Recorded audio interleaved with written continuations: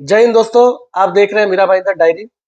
आज हमारे बीच नीलोफर शेख जी मौजूद हैं, जो कि सिल्वर कैटेगरी में मिसेस डिजिटल क्वीन का खिताब जीत चुकी है और ये मीरा रोड में ही रहती है, कनकिया में। तो हमने सोचा कि इस खबर को आपसे भी साझा किया जाए। हो सकता है कि इनसे प्रेरणा लेके और भी जो महिलाएं जिनमें की टैलेंट है, प्रतिभा है, वो अपने प्रतिभा को निखार पाए।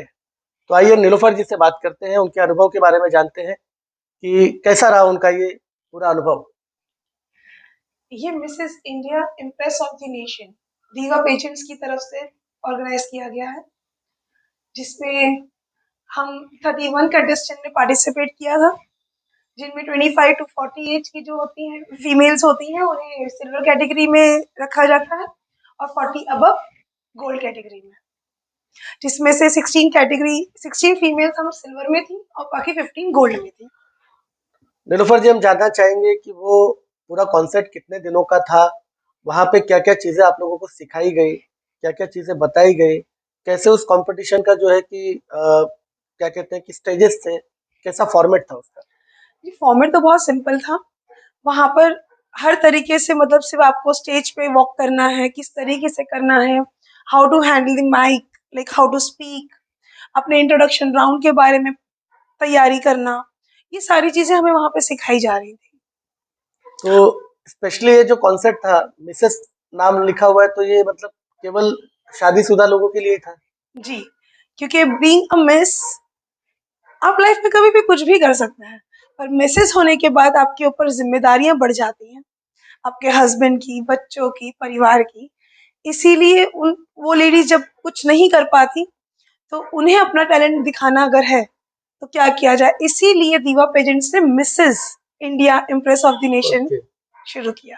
ये दो कैटेगरी आप बता रही है कि जी सिल्वर और गोल्ड, तो जी। इसके बारे में थोड़ा विस्तार से बताइए कि क्या है वो। सिल्वर कैटेगरी जो है वो 25 टू 40 एज, जो एज एज। एज अच्छा। की जो महिलाएं हैं उनके लिए सिल्वर कैटेगरी है, और 40 अबव की जो महिलाएं हैं उनके लिए गोल्डन कैटेगरी थी। Okay okay. जी तो मतलब एज के हिसाब से दो कैटेगरीज जी बनाई गई थी। जी। तो आप वहां से कुछ नई चीजें सीख कर आई, आपको अभी कुछ ऐसा लगता है कि जो पहले नीलूफर थी और आज है उसमें कुछ फर्क है।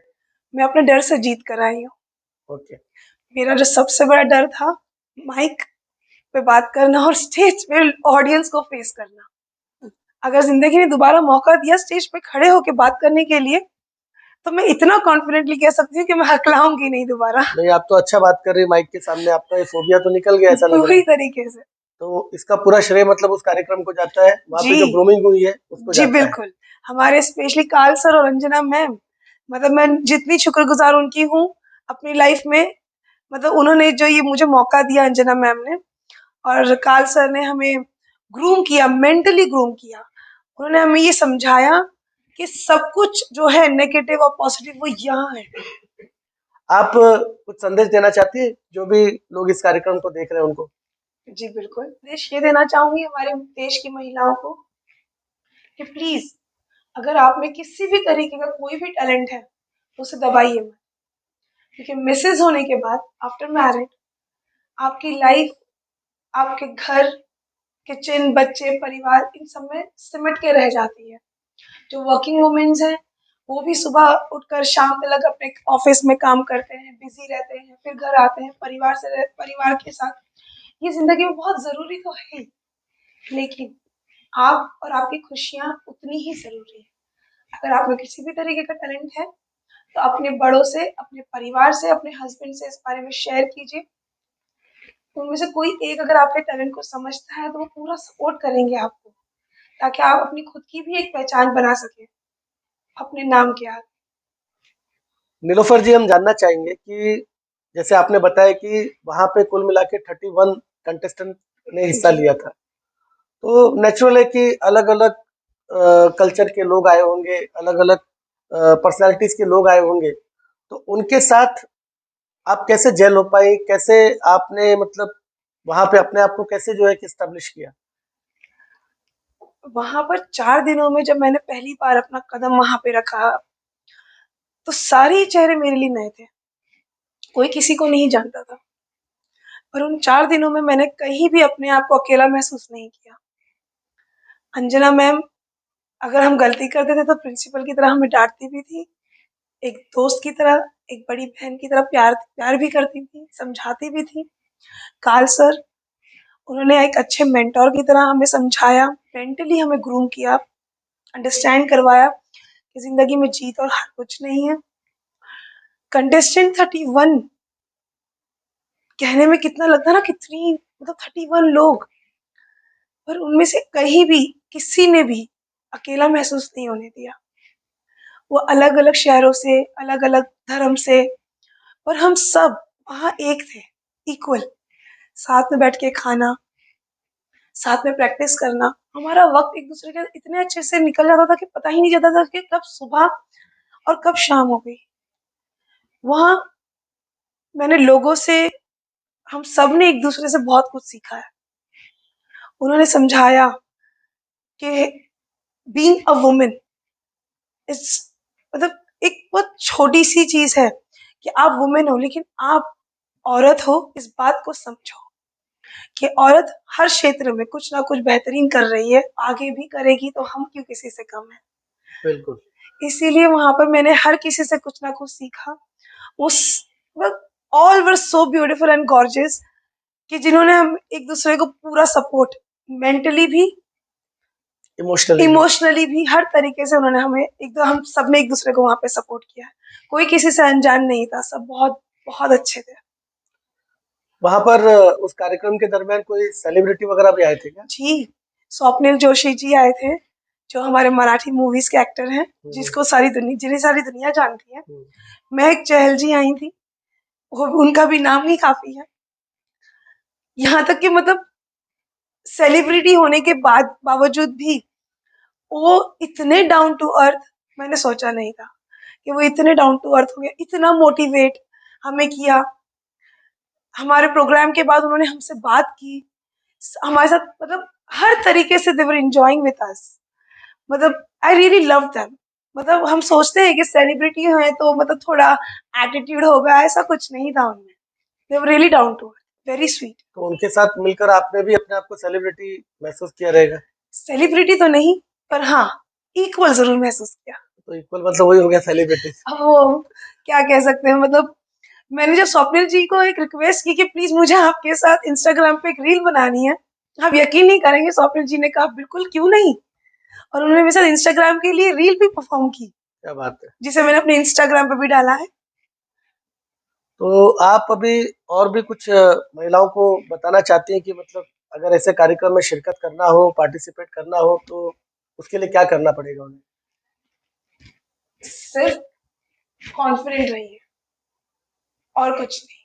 जब भी हर साल इस तरीके के पेजेंट्स जब आते हैं, आपने सिर्फ एक ईमेल करना है उन्हें, वो आपको फ़ॉलो अप करेंगे, आपको कॉल करेंगे, आपसे बात करेंगे, आपके टैलेंट को पहचानेंगे, आपका ऑडिशन लेंगे एंड यू आर इन। तो ये हर साल पूना में होता है या इसका नहीं, जगह बदलते रहता है? ये अलग-अलग जगहों पे होता है और ये सिर्फ मिसेस इंडिया को प्रमोट नहीं करते हैं, इम्प्रेस ऑफ द नेशन।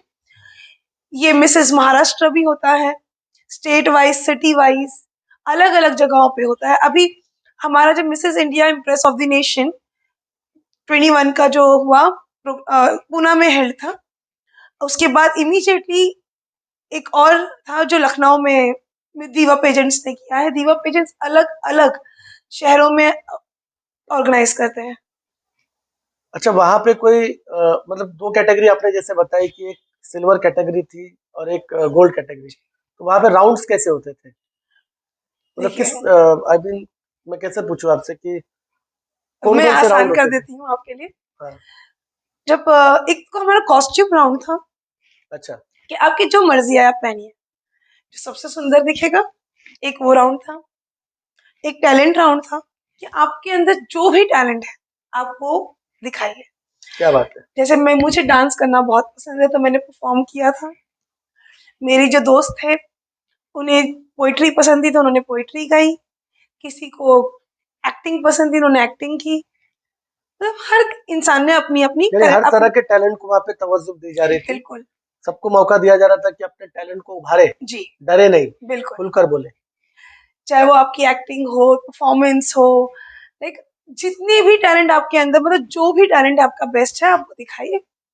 वहाँ पे एक टैलेंट राउंड था, दूसरा था ट्रेडिशनल राउंड। सिल्वर कैटेगरीज में जैसे मैं थी, मुझे हमने घाघरा चोली पहना था, दुपट्टा, हमारी ज्वेलरी, हमारी सेवा एकेडमी थी जिन्होंने हमारा मेकअप किया। हम वहाँ पे अपने आप को सेलिब्रिटी से कम नहीं समझ रहे थे। इसीलिए मैंने पूछा था पहले। क्यों पता है? हमारे एस्तवा एकेडमी जिन्होंने स्पॉन्सर, जो वो भी हमारी स्पॉन्सर में थे, हमारे बालों को संवारना, हमें सुंदर और बनाना, मेकअप करना, हमें तैयार करना, उन्होंने हमें किया। हम अपने आप को सेलिब्रिटी से कम नहीं समझ रहे थे। और जो गोल्डन कैटेगरी थी, उन्होंने पहनी थी sari. They were looking all gorgeous including me. आप लेकिन गोल्ड कैटेगरी में नहीं थे, सिल्वर में थे। जी मैं सिल्वर में थी। अच्छा, जैसा कि आपने बताया कि इस कॉन्सर्ट का जो फॉर्मेट है जी उसमें दो कैटेगरी थी, जी एक सिल्वर कैटेगरी और दूसरी गोल्ड गोल्ड कैटेगरी। तो उन दोनों कैटेगरी में अलग अलग मिसेस इंडिया बने होंगे, जी। तो उनके बारे में कोई इन्फॉर्मेशन शेयर करना चाहते हैं? देखिए, मैं आपको पहले ये चीज क्लियर कर दूं कि हम 31 की 31 फीमेल्स क्वीन है, क्वीन बनी है। सब अपनी अपनी कैटेगरीज में उनको अलग अलग किताब से नवाजा गया है। यानी कि जो 31 लोगों ने पार्टिसिपेट किया है, जी सभी किसी ना किसी कैटेगरी में विनर बन के आई हैं। बिल्कुल कोई वहां पे कोई हारा नहीं है। बिल्कुल नहीं। वेरी नाइस, बहुत जैसे अच्छी कि बात है। मैंने 31 कंटेस्टेंट में सिल्वर कैटेगरी में मैंने डिजिटल क्वीन का किताब जीता है, इसी तरीके से मेरी बाकी दोस्तों ने भी किसी ना किसी तरीके का किताब जीता है। और मिसेस इंडिया का जो किताब था वो सिल्वर कैटेगरी में सिसिलिया, मेरी बहुत प्यारी दोस्त, उन्हें मिला। और गोल्ड कैटेगरी में डॉक्टर लीना। आपको मैं बता दूं, हमारी 31 कंटेस्टेंट में कई सारी डॉक्टर्स भी थी, इंजीनियर्स भी थी, क्या बात है, गृहिणी भी थी। जिनके अंदर वो प्रतिभा, टैलेंट छुपी थी, लेकिन उनको प्लेटफॉर्म नहीं था। जी तो कहीं ना कहीं ये प्लेटफॉर्म उनकी प्रतिभा को निखारने के लिए बिल्कुल। बहुत बेहतरीन साबित हुआ है। और कुछ आप दर्शकों से अपना अनुभव शेयर करना चाहते हैं? मैं सिर्फ यही कहूंगी कि जब वहां पर इंजीनियर, डॉक्टर्स, आर्किटेक्चर, मतलब अलग अलग प्रोफेशन से फीमेल्स ने पार्टिसिपेट किया, वो ऑलरेडी कुछ ना कुछ तो ऑलरेडी बनी हुई है प्रोफेशनली, फिर भी उन्होंने अपनी खूबसूरती को, कि वो क्वीन है, इस जज्बे को आगे रखा और पार्टिसिपेट किया। आप क्यों नहीं?